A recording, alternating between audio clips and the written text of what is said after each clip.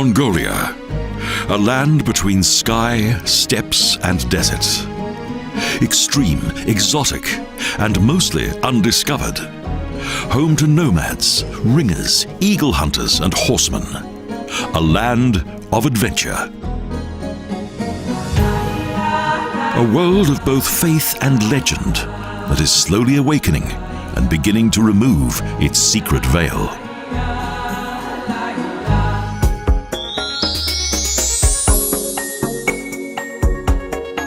Ulaanbaatar, capital of Mongolia. Sukhbatarin Talbai is situated in the center of the city. A large square that is flanked by government buildings, an opera house, and various commercial enterprises. This metropolis, set amid the steppes, is the pulsating heart of the country. It combines the cultures of old with a lively feeling of moving towards new horizons.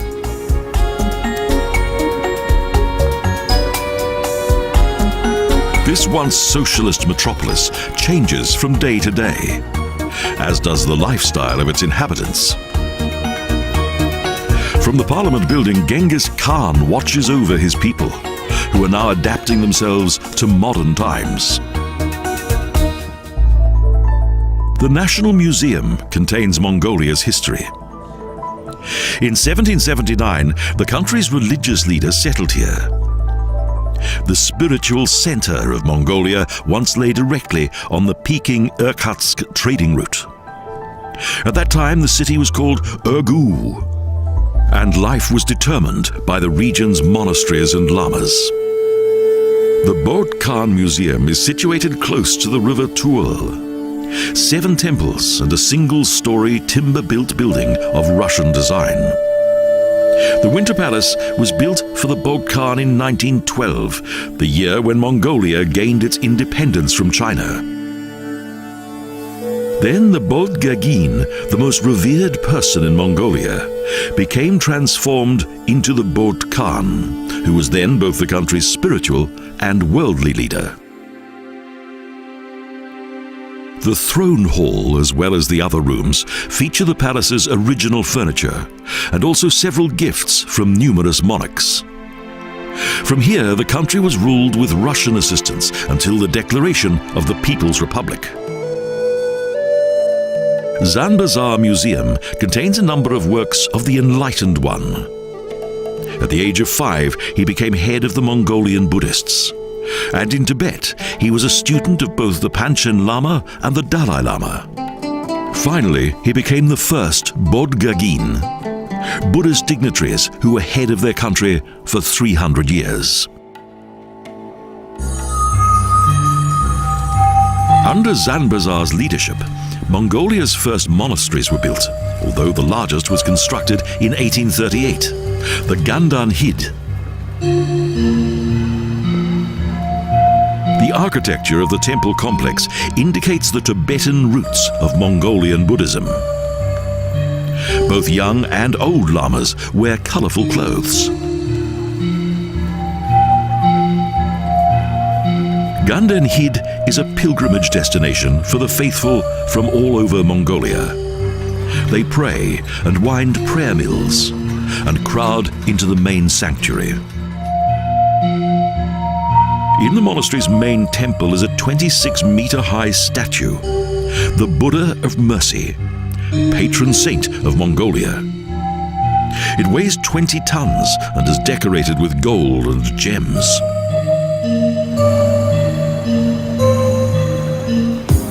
A classical building contains the Natural History Museum. Particularly well known are a number of exhibits that date back to primeval times. Dinosaur skeletons and petrified eggs from the Gobi Desert.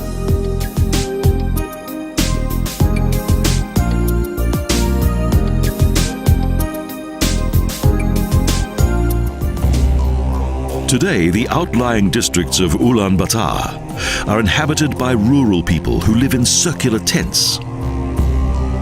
These Ger districts have no water supply, proper drainage systems, or electricity. Indeed, the Mongolian nomad has no need of these services. Here, freedom is the most prized possession. This, the only true city in Mongolia, is expanding rapidly. Each day, more young families settle here. This modern city is currently experiencing a building boom. Structures of steel, concrete and glass have emerged here since 1990. Each plot of land is in use. And there's increasing traffic. New restaurants, internet cafes and shops open from week to week. Rapid growth seems unstoppable. And Ulaanbaatar is becoming UB. Construction work is everywhere. The face of the city is constantly changing. The young are beginning to follow Western fashion trends and culture. Commercial life is growing from strength to strength, and those with money can shop till they drop. There are also highly visible contrasts. Modern skyscrapers next to gas shops on wheels. In the center of Ulaanbaatar, the Monastery Museum of Shoishin Lamin Hid opens its doors for courageous visitors. This splendid building was constructed in 1904. The unique monastery complex was built for the younger brother of Mongolia's last monarch.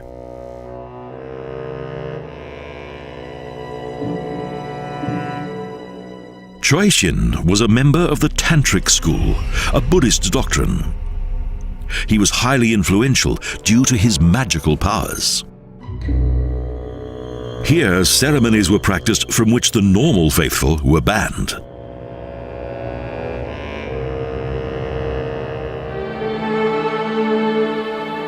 The river landscape outside the city gates is in strong contrast to the bad air and hubbub of the nearby metropolis. Prayer banners and colourful cloth in the trees indicate a holy place. Here, people collect health-giving berries from wild bushes.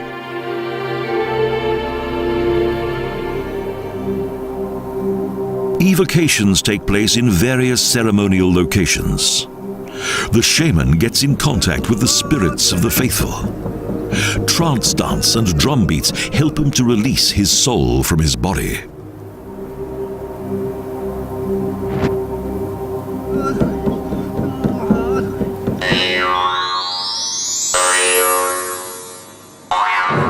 Music, dance and song have always been the main features of Mongolian culture. And since 2002, this show theatre has presented The Moonstone.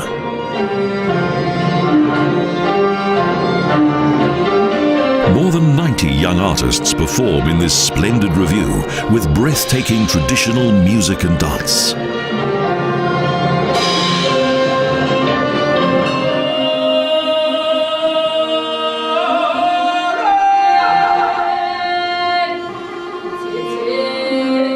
The Mongolian long song, religious songs, traditional instrumentation, the unique horse-headed fiddle and throat chanting.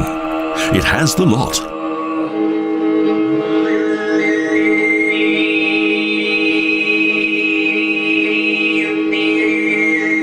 The choreography of the Mongolian soul features wild temperament, deep passion and boundless enthusiasm.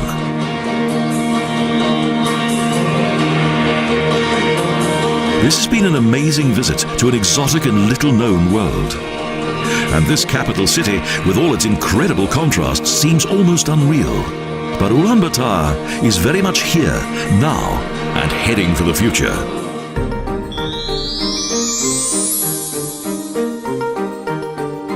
Almost 50 kilometers east of Ulaanbaatar is a leisure area for the inhabitants of the city, the Terech National Park.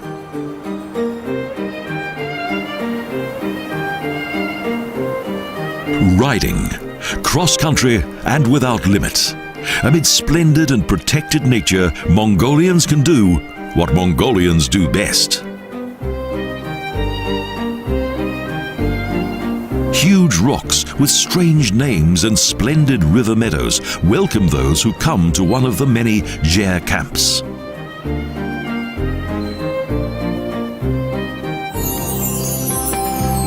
Here, relaxation is the order of the day, with climbing, hiking, riding, and even open-air billiards.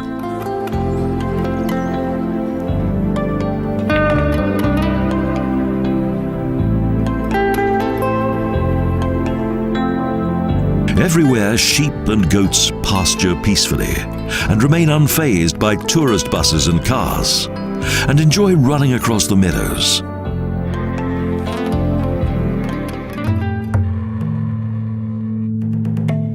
On the slopes at the end of the valley is a small Buddhist monastery set in picturesque surroundings. The journey to the top is well worth it. The monastery was built for the wedding of a grandson of Tushit Khan to the 6th princess of King Emperor Kangxi. It lies in a scenic location with a wonderful view across the valley.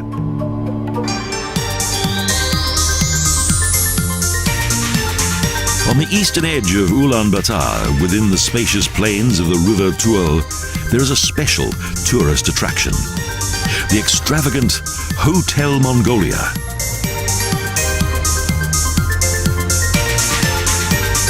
This huge hotel complex resembles an old Buddhist monastery complex with a Gya section and a central temple restaurant.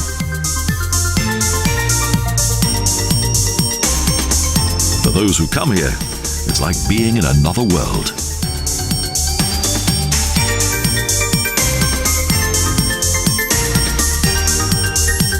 Beyond the huge walls of the temple city is a large circular tent on a movable pedestal.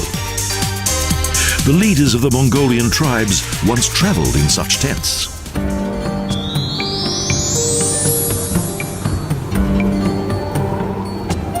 The Nadam is performed and explained to tourists who have traveled here from around the world. Nadam is the most important festival in Mongolia. The roots of this competition date back to the time of the ancient Turks and Hun. Genghis Khan developed contests for his warriors from its traditions. Horse racing, archery, and wrestling. The reenacted Nadam festival is opened with spirited dancing.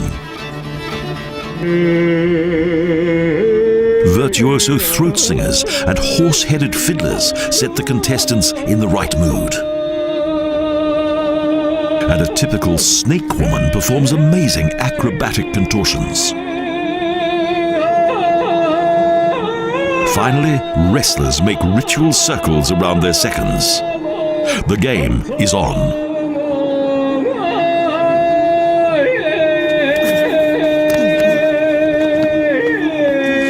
They begin to wrestle. Weight categories are unknown here. Anyone can fight anyone.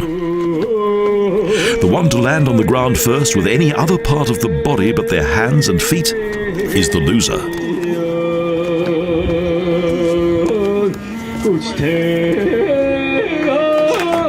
The winner presents himself proudly to the admiring crowd. After horse racing and archery, masked dancers complete the festival, led by the old white man who symbolizes happiness and a long life. And the horse-headed fiddle accompanies the dancers who wear animal head masks. A fine finale for a festival that reflects the gritty character of the country. Wild, demanding, and tough.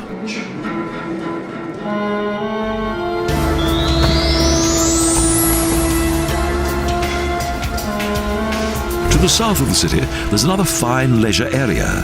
The Bod Uol Nature Reserve is located at the end of a blossom-covered valley.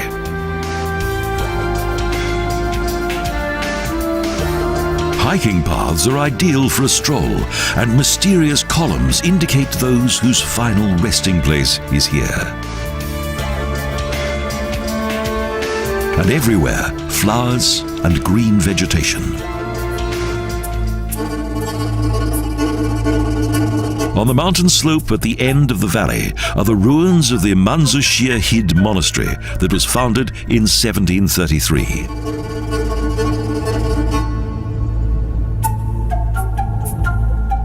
An historic place. Traces of the Turkish hordes were discovered here. And it's also believed that Genghis Khan once had his headquarters within this sheltered valley. Galdan, leader of the West Mongolians, is said to have lost a battle against the Chinese Emperor Kangxi here. A turning point in Mongolian history. Today, only paintings, a Buddha, and an image of the Dalai Lama indicate religious faith.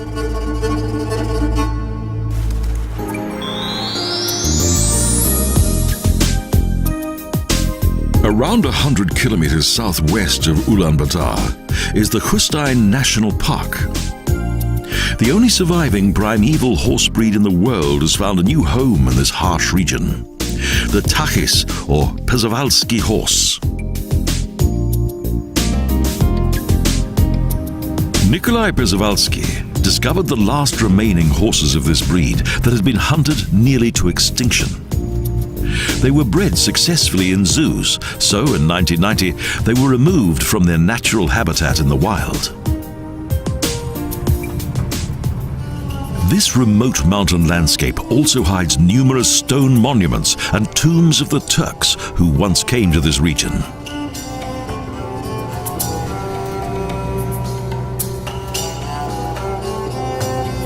There are also stags, wolves, and marmots.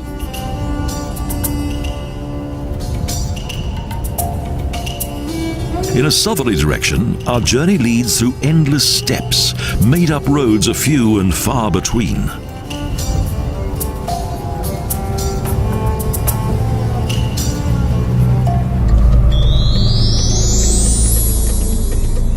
The mountain region of Konyo-Kan-Uul, that is one of the Bulgan-Aimag districts, contains the most remarkable scenery.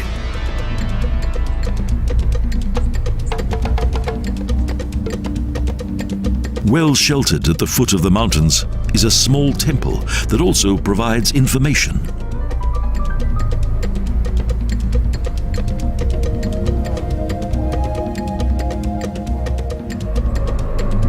Several small stupas extend across the slope and indicate a holy place where once religious life took place.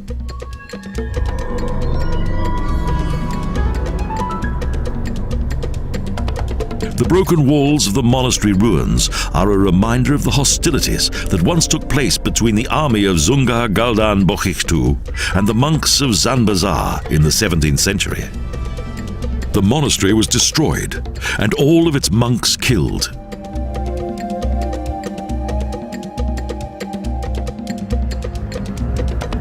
This mystical landscape was well chosen by the monks. A tranquil and remote place, ideal for meditation.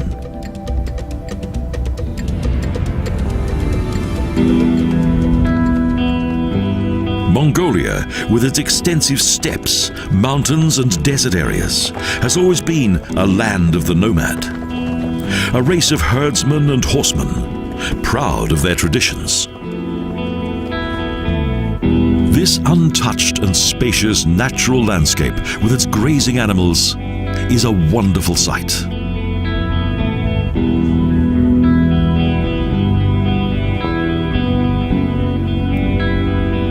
High in the sky circles a bird of prey in search of a tasty dinner.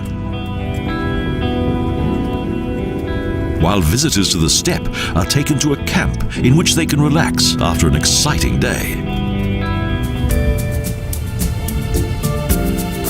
Ger camps have been constructed specially for tourists.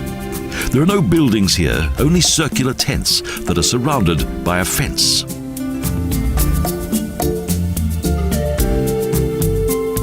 Gers are mobile tents that are also used by the nomads. They are erected in the spring and taken down in the autumn.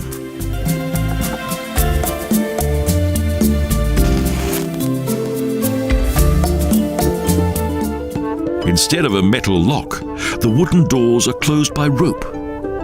Sheep's wool hangs above a wooden framework, and in the middle is a small oven with an outlet at the top of the tent.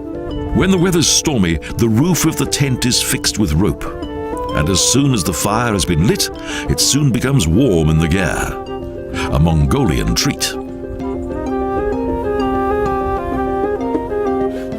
Night is about to begin.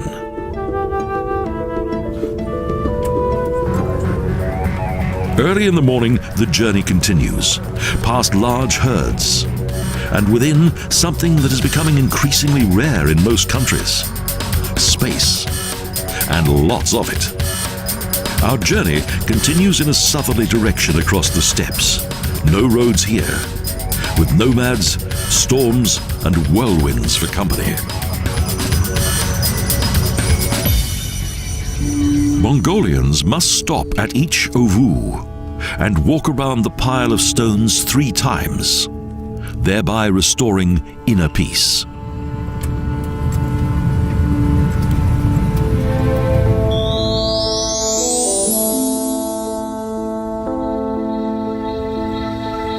In Khachorin, former residence of those who once ruled Mongolia, today there is little left to see. However, a few mysterious sites remain, which, along with the Denizu Monastery, are highly evocative of this ancient city in central Mongolia. For 32 years, this was the center of one of the most powerful empires on earth. Everything was controlled from here.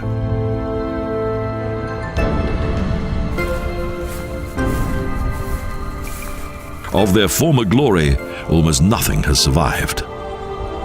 Only the Denizu Monastery, which, after the breakup of the Soviet Union, became active once again.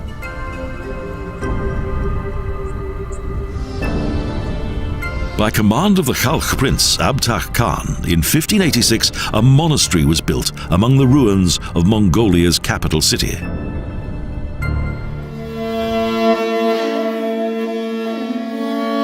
Denizu was the first large monastery in what is today's Mongolia, and was for some centuries an important center of Buddhism. Up until 1938, over 60 individual buildings that housed 1,500 devout lamas stood on these monastery grounds.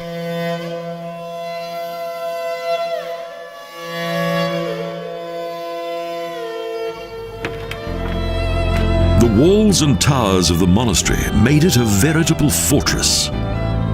However, in the 17th century, its defenses were put to the test. Conversion of the Khalkha Mongolians to the yellow belief of the Tibetans brought about much serious unrest. In the course of armed conflict with the occupying forces of Manchuria, the complex was badly damaged but later rebuilt. A gentle breath of mystique and melancholy blows over the surviving ruins of this former cosmopolitan city, in which, even at that time, and as decreed by law, multicultural tolerance predominated. Close by, huge artificial stone formations appear from nowhere. Kha Bulgas, the Black Ruins.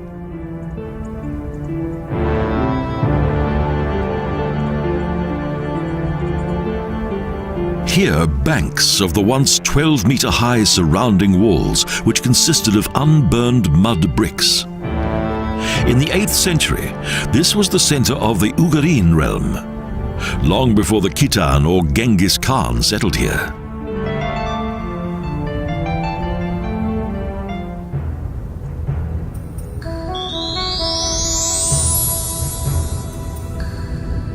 Close to Kogorin are the tomb columns of Hoshotsedam, sacred places of the Turks who were once here.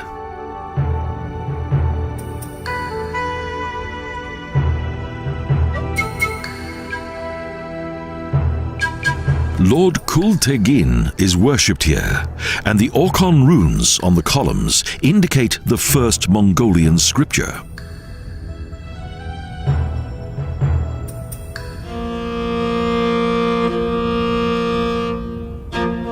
We visit another camp. This one is on a hill slope with a view across the Karakoram plains. Food is being prepared.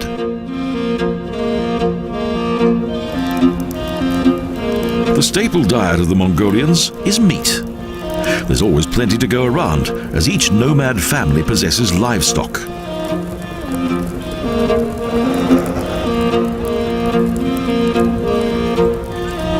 There are hardly any vegetables, apart from potatoes. Mongolian cuisine is dominated by meat.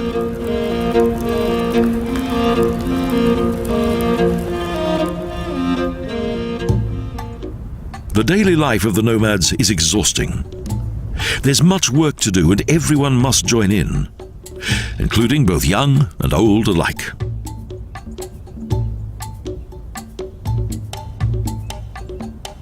The duties are distributed in fine detail. Milking is the lifetime work of the women, performed in an open space.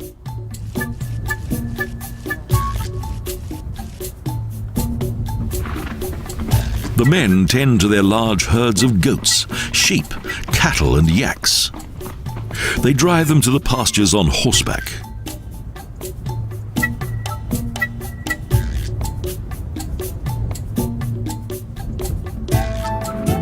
The robust yaks are the most famous animals in Mongolia and are used as important beasts of burden. Plus, they provide both milk and meat.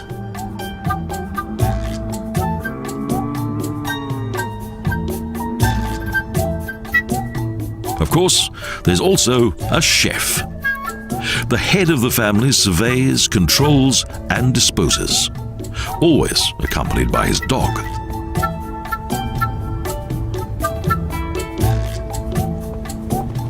The horse is the Mongolians' most prized possession. Riding is in their blood.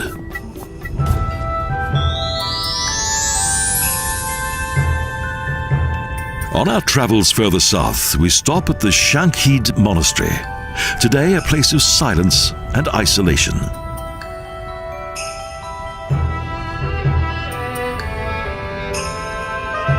Once known as Barun Kuri, or the Western Monastery, it's believed that this monastery was also founded by Zanbazar.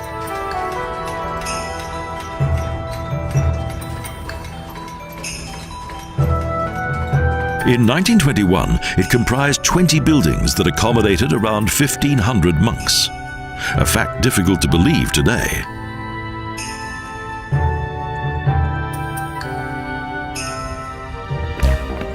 As in the rest of Mongolia, in 1937 this monastery was closed. Most of the temples burned down and many of the monks taken to Siberia. Today the monastery is active once again, and young monks greet the day with a time-honored ritual and walk to the main temple for prayer.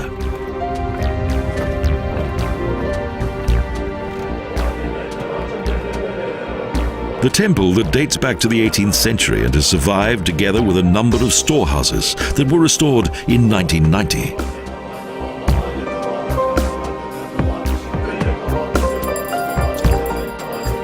Faith was stronger than political doctrine. Religion won the day.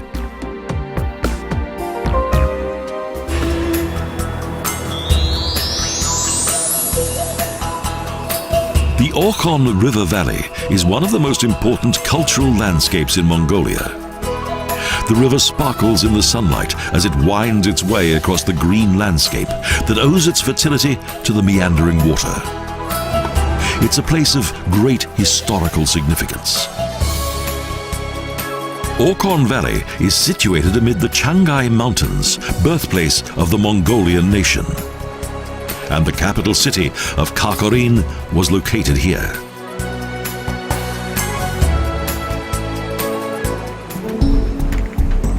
The most recent discoveries of prehistoric remains are helping to reveal the history of this extraordinary natural landscape.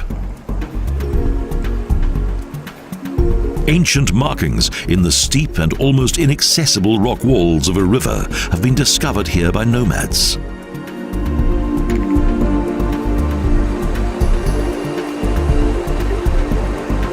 The The Orkhon is a river of legend. On the upper section of the river, many important historic events have taken place.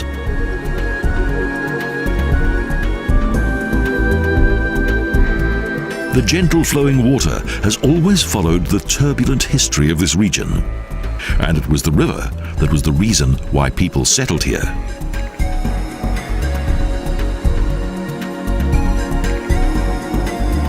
The river valley often changes in appearance. Close to the valley entrance, the young river tumbles down into a pool below. The importance of the Orkhon Valley in the history of Middle Asia is beyond question. A colourful, historical, archaeological and cultural legacy.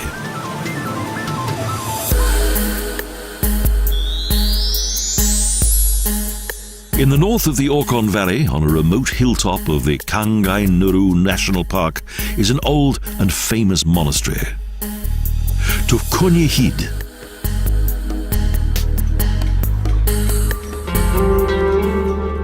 In 1653, the remarkable religious and political deity Undur Gagin Zanbazar came here.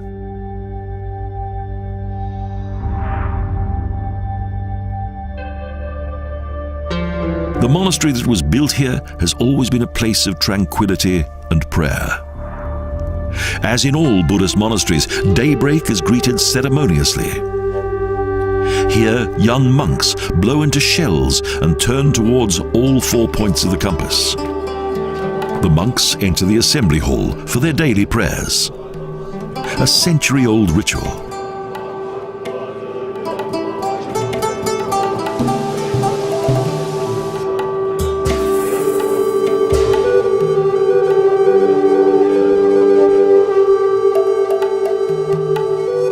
Various small temples were built, each with its own function, such as the Semshin Temple that was a summer residence for senior religious guests.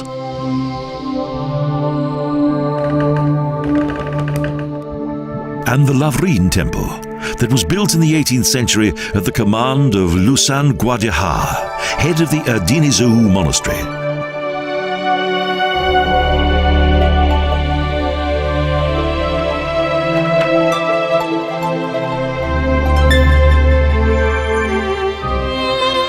The complex nestles on a narrow mountain plateau. The landscape around the monastery is well sheltered, and a cave above the monastery is believed to be the place where Zanbazar came to meditate.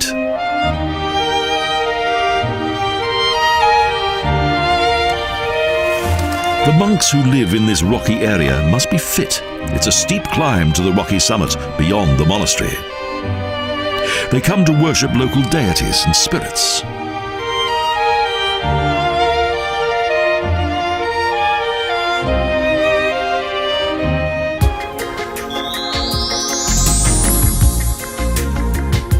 We reach the Middle Gobi. The steppe changes to desert. Within this undulating landscape are the ruins of Ongyen Hid.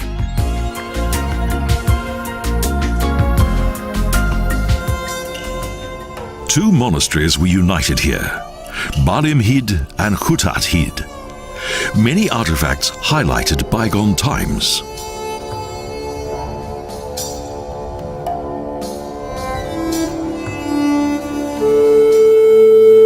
Since the political transformation of the country, Buddhism has returned, and the first temples have been rebuilt by young monks.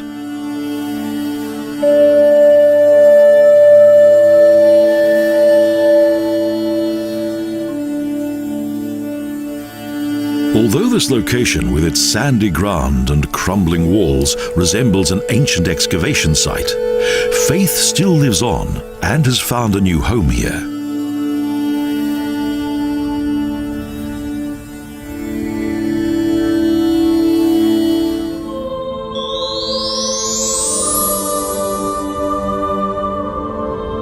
Bayanzar is typical of the Gobi Desert. Here, life is possible. The waterholes never dry out completely.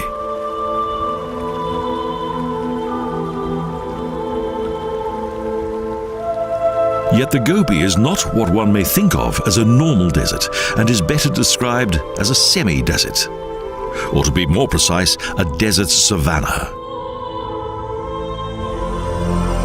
The Bayanzar features the sahul, a bush that is resistant to salt, very useful for the stabilization of the soil and as protection against the wind.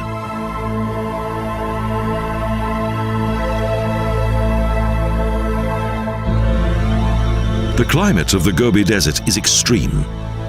In daytime, the temperature can be scorching hot, and at night, very cold.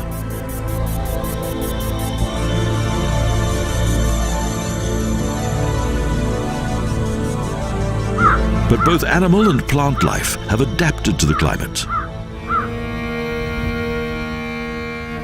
Cold, dry winters are particularly challenging, and the herds must be well protected.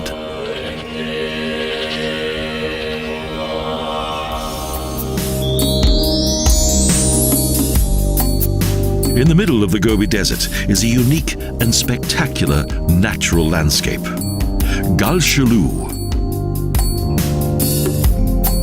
Here a hint of the geological evolution of our planet is visible, a remarkable region of prehistoric dimensions.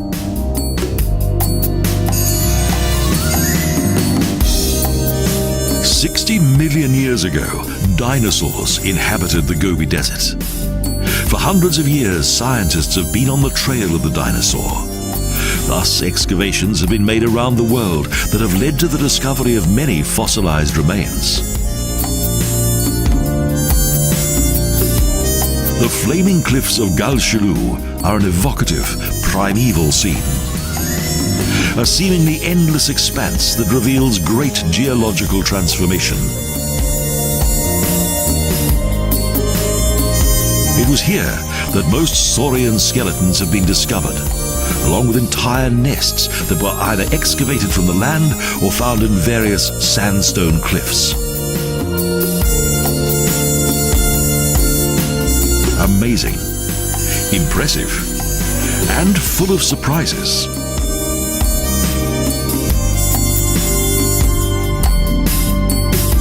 The dinosaurs were most likely killed by the increasingly cold climate. Following millions of years of mild weather, the Earth's climate dropped severely. Climate change took its toll.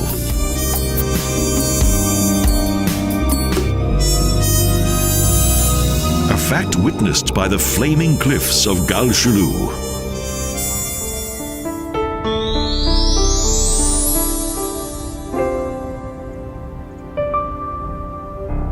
The huge Hongorin Els sand dune that is situated in a long valley between two mountain ranges also forms part of this natural landscape.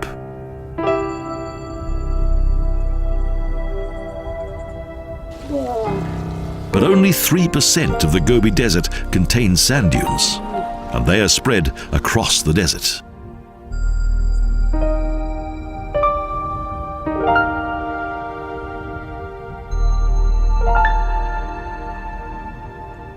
The Gobi Desert is a unique landscape of rock, stone, and sand.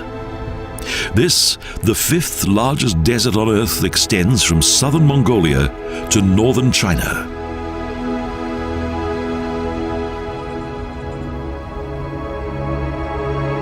Here, camels have become domesticated. They're bred from wild camels that are to be found in small, well-protected herds.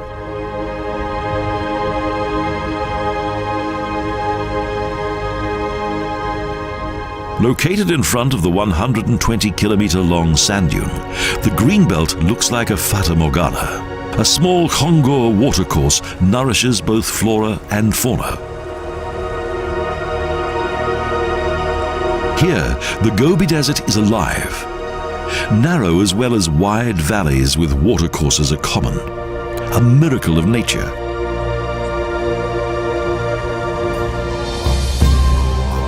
The Gobi Desert is inhabited by nomads and their gers. Goats and horse always accompany them.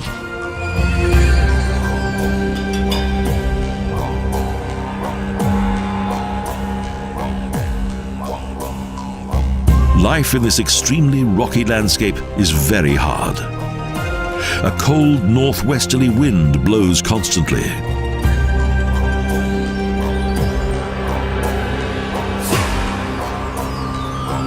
The dry ground is covered with pebble, loess and sand. The Italian Marco Polo was the first European to travel through this region. The female horses are milked. Mare milk is a popular drink.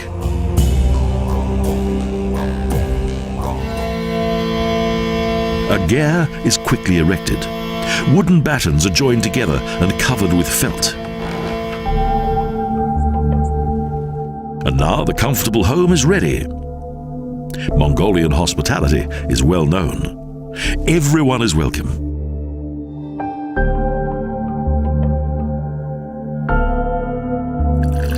Homemade cheese and the famous arak are part of every welcoming ceremony, as well as a look at the family album.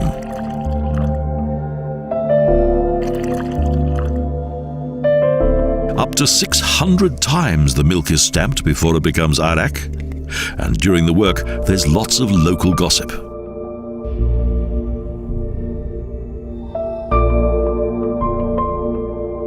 During each visit, small gifts are exchanged, and we're invited to come again.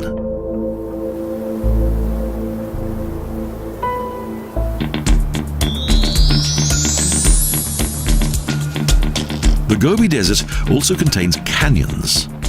One of the most famous is the Yolan-Am Vulture Canyon.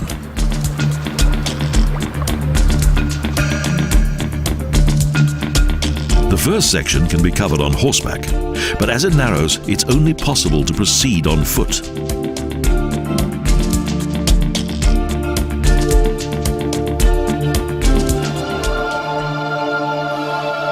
A small mountain river flows between the narrow breach in the rocks and huge stones until the canyon opens up once again.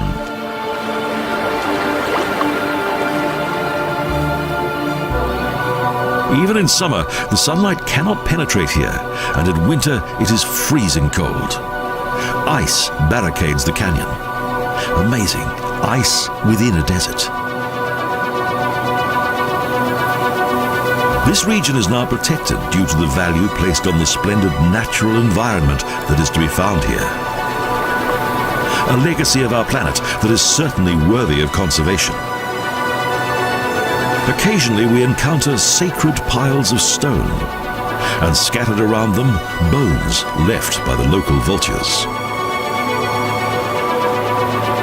The Gobi Desert once contained dense vegetation, as evidenced here in the rocky canyons and small streams. A paradise for vultures.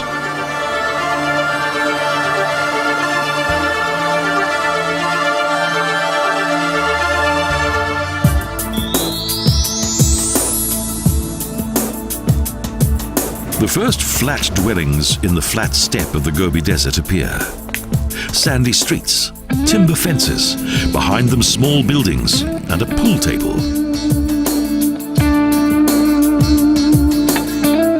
This is typical of life on the edge of the small capital of the Omnagov Aima, Dalanzadat. This desert town, close to the Chinese border, has for many years been one of the most prosperous towns of the region. It's a gateway between China and Mongolia.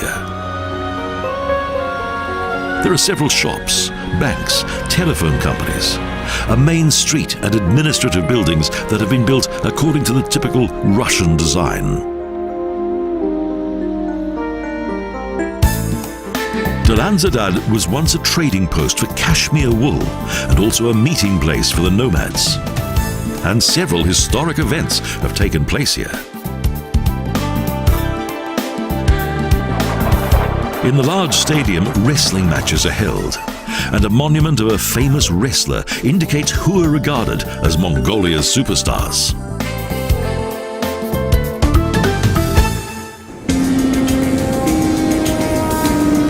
Our final destination can only be reached by plane. It's the country's most northwesterly region. We take a short stop to fill up with petrol, Then the plane follows the course of the Mongolian Altai.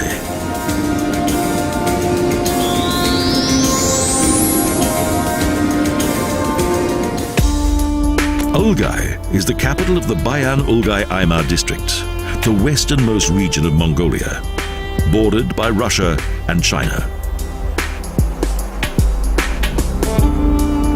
In 1940, this Aymar was founded for the Kazakhs, an ethnic minority who were descended from Turkish Mongolian tribes.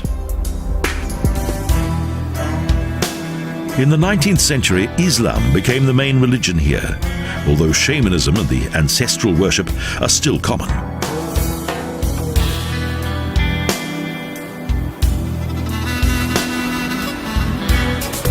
In contrast to the landscape around the city, its few streets contain a few motor vehicles and even a traffic light.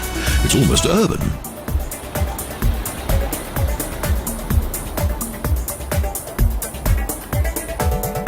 Daily life in the city differs from rural life. The buildings are bigger and more striking. And there's even a Mongolian-type rush hour.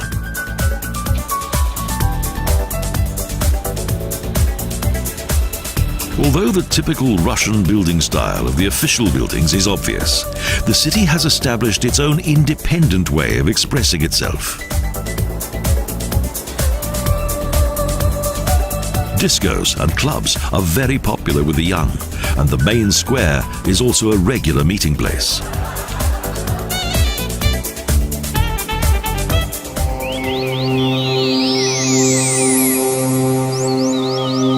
The landscapes of the Mongolian Altai are varied and quite unique.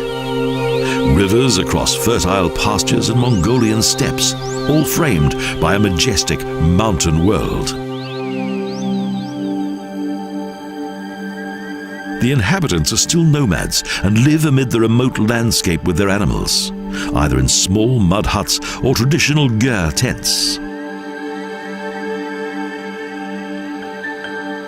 At first sight, life here appears to be somewhat humble. There's no electricity, and water for cooking and washing is supplied by the river.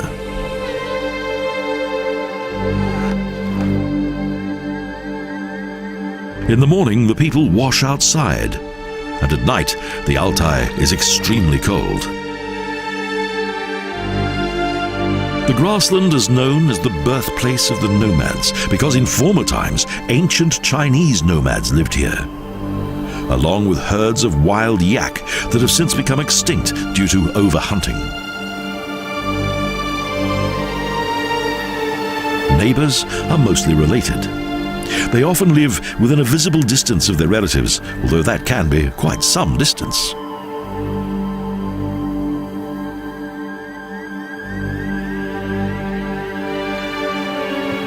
They make their living from their herds of sheep, goats, cattle, and horses.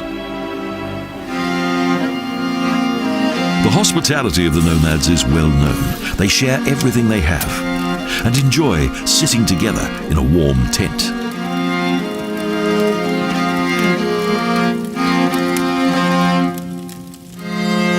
A few household implements are neatly arranged, and following a meal, salted milk tea is served.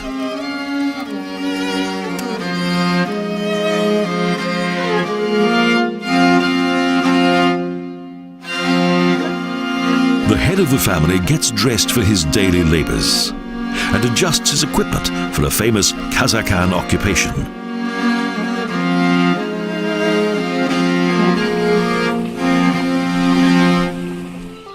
The women clean the ger and the dishes. Here the dishwater never sees washing up liquid, so it can be given to the dogs together with the rest of their feed.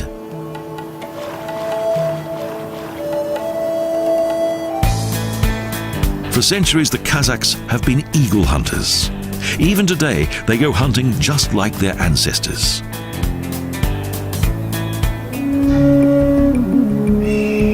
The birds of prey with which they hunt are golden eagles that have a wingspan of more than 2 meters and are often awarded prizes.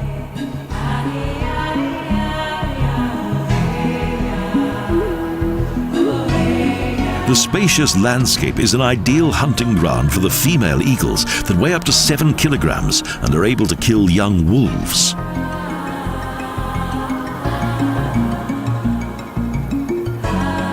They make circles in the sky, study the landscape, then suddenly plunge down onto their prey at a speed of more than 200 kilometers per hour.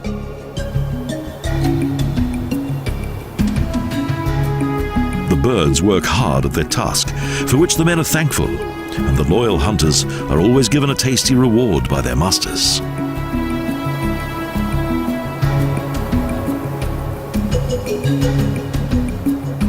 At 7 to 8 years of age, before reaching sexual maturity, the eagles are released.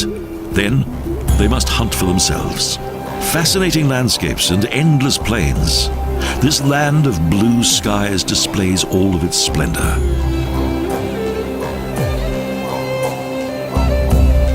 The magic of Mongolia can be felt by all who come here. This journey across a harsh and contrasting land has been an unforgettable adventure beyond compare.